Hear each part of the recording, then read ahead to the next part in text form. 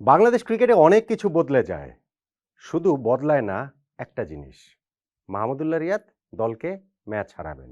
দলকে জেতানোর মতো অবস্থায় থেকে হারাবেন।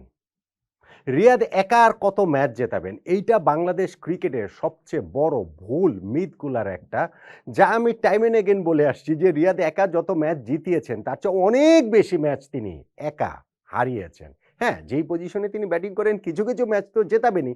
এইবারের বিপিএলেও আমরা দেখতে পারি যে রিয়াদ কিছু ম্যাচ দলকে জিতিয়েছেন, ২-১ টা ম্যাচ হতে পারে।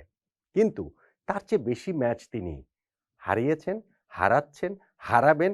এইবারের বিপিএলও তিনি তার নিজের সেই খাতাটা খুলে ফেললেন। রংপুর রাইডার্সকে আজকের এই ম্যাচটাতে রাজশাহী ওয়ারিয়র্সের কাছে সুপার ওভারে গিয়ে যে হেরে গেল, সেইখানটাতে মাহমুদুল্লাহ রিয়াদের অবদানটাকে রাজশাহী ওয়ারিয়র্স অন্ততপক্ষে খাটো করে দেখবে না কোনোভাবেই। ম্যাচ কি হয়েছে না হয়েছে অনেক আলোচনার জায়গা রয়েছে। সুপার ওভারে ম্যাচ গিয়েছে, ম্যাচ টাই করেছেন রিপন মণ্ডল, অসাধারণ বোলিং করেছেন। রাজশাহী ওয়ারিয়র্সের জয়ের নায়ক তিনি। সবই ঠিক আছে, সবই সত্যি কথা। ম্যাচ এতদূর যাওয়ার কথা নয় রংপুর রাইডার্সের, তার আগে আয়েশে স্বচ্ছন্দেই ম্যাচ জিতে যাওয়ার কথা। এগুলোর কোনোটাই মিথ্যা নয়। ঠিক যেমনি মিথ্যা নয় মাহমুদুল্লাহ রিয়াদ যখন ব্যাটিং করতে নামেন, একেবারে লাস্ট বলটাতে একটা রান দরকার ম্যাচ জয়ের জন্য, খেলা তখন টাই অবস্থাতে রয়েছে। রিপন মণ্ডলের ওই লো ফুলটস বলটাকে তিনি মিড উইকেটে ফিল্ডারের সরাসরি তার কাছেই পাঠালেন। হ্যাঁ, মিড উইকেটে দুর্দান্ত ফিল্ডিং সেখানে মেহরব করেছেন, পাশাপাশি কমন সেন্স অ্যাপ্লাই করে বলটা তিনি ছুঁড়ে মারেননি স্ট্যাম্পে। আমরা কিছুদিন আগেই আমাদের ওই যে এ টিমের খেলাতে দেখেছিলাম আকবর আলী কীরকম ব্লান্ডার করেছেন। বাংলাদেশ ক্রিকেটের ডিএনএতে এই জাতীয় ব্লান্ডার আসলে মিশে রয়েছে, কিন্তু তিনি সেইটা না করে দৌড়ে গিয়ে স্ট্যাম্পটা ভেঙে দিয়েছেন। মাহমুদুল্লাহ রিয়াদ যে এক রান নেওয়ার চেষ্টাটা করেছিলেন সেটা সফল হয়নি, খেলাটা আসলে টাই হয়ে গেল। সুপার ওভারে গিয়ে তারপরে রিয়াদের দল রংপুর রাইডার্স হেরে গেল। এখন আপনি বলতে পারেন যে না, রিয়াদ যেই শটটা মানে রিপন মণ্ডল যেই বলটা করেছিলেন সেই বলটা তো ভালোই ছিল, খারাপ বল ছিল আমি তা বলব না, কিন্তু এন্ড অফ দ্য ডে সেটা তো ফুল টস হয়ে গিয়েছিল রে ভাই। এখন বলতে পারেন যে রিয়াদ যেই শটটা খেলেছেন, শর্ট মিড উইকেট ফিল্ডারের যদি দুই হাতে এদিক ওদিক দিয়ে যেত তাহলেই তো সেইটা জয়সূচক রান হয়ে যেত। হ্যাঁ, হয়েছে তো, সেটা তো তিনি করতে পারেননি। বলতে পারেন যে ফিল্ডার মেহরব ওইরকম দুর্দান্ত ফিল্ডিং না করলে রিয়াদ তো জয়ের নায়ক হয়ে যেতে। হ্যাঁ ভাই, ওই ফিল্ডার বোলার তারা নিজেদের কাজটা করতে পেরেছে, মাহমুদুল্লাহ রিয়াদ সেই জিনিসটা পারেনি। ফলে খেলাটা আসলে সুপার ওভারে চলে যায় এবং সেইখানটাতে গিয়ে রংপুর রাইডার্স হেরে যায়। মাহমুদুল্লাহ রিয়াদের এই যে আরও একবার দলকে ডোবানোতে নিঃসন্দেহে সেই ২০১২ এশিয়া কাপে ফাইনালটাতে তার ব্যাটিংয়ের স্মৃতি আপনার মনে ফেরত আসবে। যদি বাংলাদেশ ক্রিকেটের আপনি একনিষ্ঠ অনুসারী হন তাহলে ২০১৬ বেঙ্গালুরুতে ভারতের কাছে সেই দুঃসহ স্মৃতি ফিরে আসা উচিত।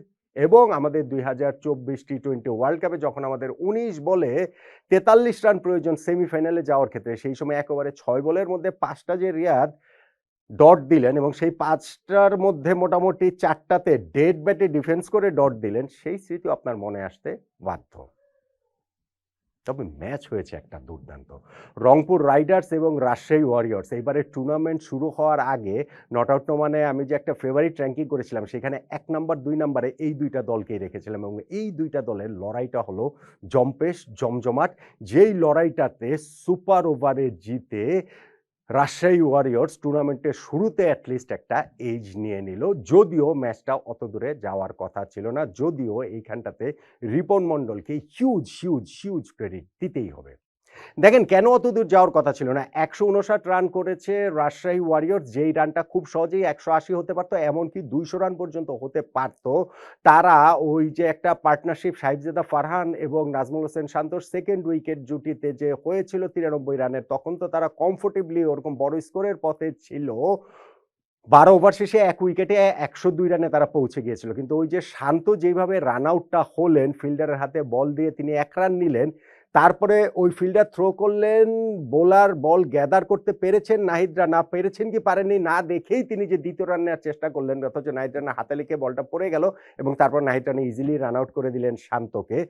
ওইটা একটা টার্নিং পয়েন্ট নিঃসন্দেহে, কেননা এরপরে এই ৩০ বলে ৪১ রান করা শান্ত আউট হওয়ার পরে রাজশাহীর ইনিংসটা কলাপস করেছে। এরপরে আর কেউই আসলে সেভাবে ভালো করতে পারেনি। সাহেবজাদা ফারহান তিনিও ওই যে 50 পর আউট হয়ে গেলেন। মুশফিকুর রহিম, ইয়াসির আলী চৌধুরী, রাব্বি কারো ব্যাট থেকে রান আসেনি। ফলে তারা ১৫৯ রানে আটকে গেছে এবং সেই রান তারা করতে নেমে রংপুর রাইডার্স খুবই কমফোর্টেবল জায়গাতে ছিল। এতটাই যে ১৫ ওভার শেষে তারা ১ উইকেটে ১২২ রানে ছিল। শেষ ৫ ওভার অর্থাৎ ৩০ বলে তাদের ৩৮ রান প্রয়োজন ছিল। হাতে তাদের ৯ উইকেট। এখান থেকে কোন দল ম্যাচ হারে নাকি রে ভাই?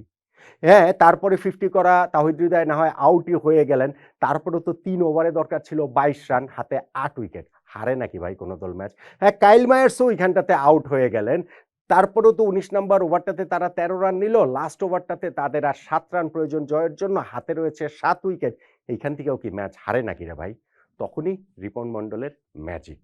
রিপন মন্ডল সাম্প্রতিক সময়ে বাংলাদেশ ক্রিকেটে মোটামুটি একটা বৈপ্লবিক ব্যাপার নিয়ে এসেছেন সুপার ডেথ ওভারগুলোতে তার ওই সুপার বোলিংয়ের কারণে, যেইটা আমরা এই বাংলাদেশ এ দলের হয়ে সাম্প্রতিক সময়ে দেখেছি এবং এই বিপিএলও তার সেই ঝলকটা দেখতে পাচ্ছি। এই দিন নিজের প্রথম ৩ ওভারে তিনি ৩৭ রান দিয়েছিলেন, খুব ভালো বোলিং করতে পারছিলেন না। কিন্তু ওই লাস্ট ওভারটাতে যখন তিনি মাত্র ৬ রান ডিফেন্ড করতে নেমেছেন, প্রতিপক্ষের জয়ের জন্য ৭ রান প্রয়োজন, ওই ওভারটা তিনি করলেন একটা ম্যাজিক্যাল ওভার। একেবারে মুস্তাফিজের মতো ধরেন একটা ওভার তিনি করেছেন। প্রথম বলটাতে ওয়াইড একটা বলে খুশদিল শাহ চেজ করতে নেমে তিনি ওইখানটাতে বাউন্ডারি লাইনে ক্যাচ দিয়ে আউট হয়ে গেলেন। নুরুল হাসান সোহান নামলেন, নেমেই প্রথম বলে তিনি বাউন্ডারি মারলেন। তারপরে হচ্ছে গিয়ে এরপরে গিয়েও ম্যাচটা সহজ করে ফেলেছিলেন, ২ রান নিয়েছেন, তারপরে ডট দিয়েছেন। এরপরে গিয়েও শেষ ২ বলে ২ রান প্রয়োজন ছিল। হাতে ছিল তাদের ওই যে বললাম যে উইকেটের তো আর কোনো এই জায়গাটাতে কোনো প্রবলেমের জায়গা ছিলই না। কিন্তু ওই ৫ নাম্বার বলটাতে রিপন মন্ডলের খেলতে গিয়ে স্কোয়ার লেগে একটা ক্যাচ দিয়ে আউট হয়ে গেলেন নুরুল হাসান সোহান। এই জায়গাটাতে তার কমন সেন্স নিয়ে আপনি আসলে প্রশ্ন তুলতে পারেন রংপুর রাইডার্সের ক্যাপ্টেন। বাট তিনি আউট হওয়ার পরেও তো লাস্ট স্কোর ততক্ষণে টাই হয়ে গেছে। লাস্ট বলে হচ্ছে গিয়ে ১ রান নিলেই জিতে যেত রংপুর রাইডার্স। মাহমুদুল্লাহ রিয়াদ সেইটা করতে আরও একবার সফলভাবে ব্যর্থ হলেন। আরও একবার সফলভাবে মাহমুদুল্লাহ রিয়াদ শেষে গিয়ে দলকে ডুবিয়ে দিলেন। খেলা চলে গেল সুপার ওভারে এবং সুপার ওভারে রিপন মন্ডল আবারও সুপার বোলিং করলেন। মাত্র ৬ রান তিনি দিয়েছেন।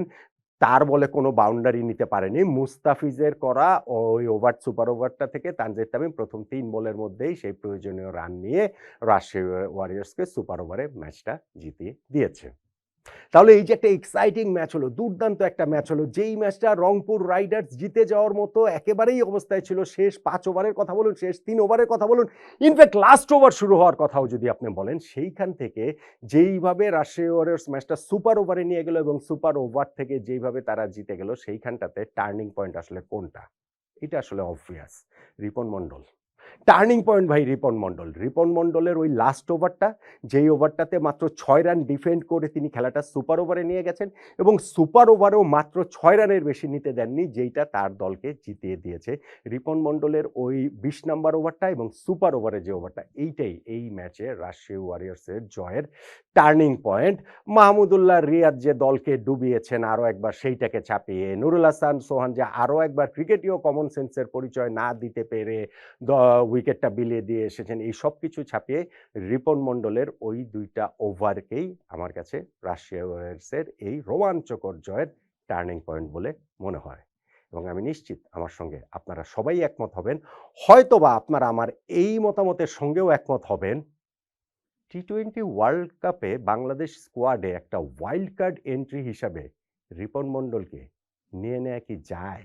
নিয়ে নেয়াটা কি উচিত না? বলুন তো দেখি।